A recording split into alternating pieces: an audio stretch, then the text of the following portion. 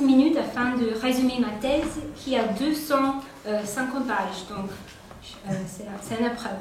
Donc, ma thèse offre le premier traitement critique de l'engagement politique de Madeleine Rabariou. Je n'ai jamais eu l'honneur de la rencontrer, mais ces 5 dernières années, en étudiant cette remarquable femme, m'ont énormément marquée. Et je voudrais remercier chaleureusement tous ceux qui m'ont aidé avec mes recherches. Alors, mes recherches s'axent sur ces fonds, plus de 100 cartons aux Archives nationales. J'analyse ce que j'appelle le militantisme historique de Rabariou, la manière dont elle fusionnait sa vocation d'historienne avec sa pratique intellectuelle par un système d'engagement collectif. Rabariou était innovatrice, surtout dans sa manière de s'engager, afin de sensibiliser l'opinion publique. Son engagement touche une large gamme de problèmes complexes contemporains, dans les domaines politiques, sociaux et intellectuels. Premièrement, j'ai analysé son anticolonialisme.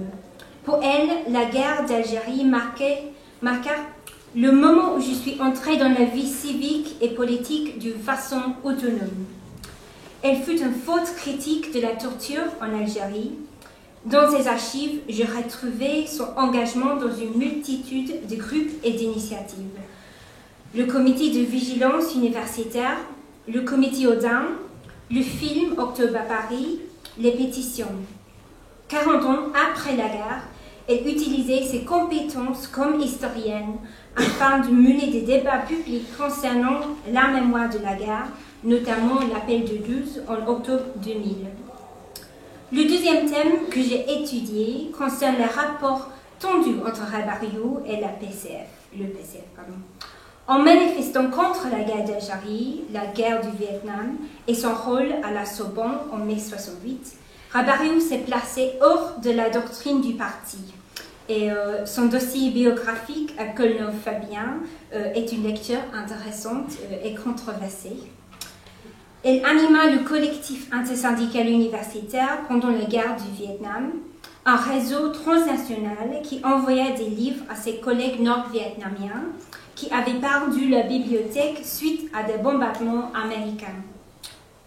Son expulsion du parti en 1969 la mena à une nouvelle carrière universitaire à Vincennes, et cette période renforçait son travail innovant comme historienne et militante.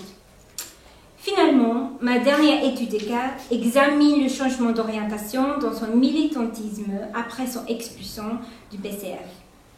Elle s'intéressa aux droits de l'homme, déjà un grand thème de sa vie, et elle devient la première femme présidente et communiste de la LDH. Elle essaya de faire traduire les valeurs républicaines dans la vie quotidienne. Ce virage humanitaire fut un grand élargissement de son engagement pour la justice sociale et politique. Rabariou se trouvait souvent en conflit avec le comité central et le bureau national de la LDH.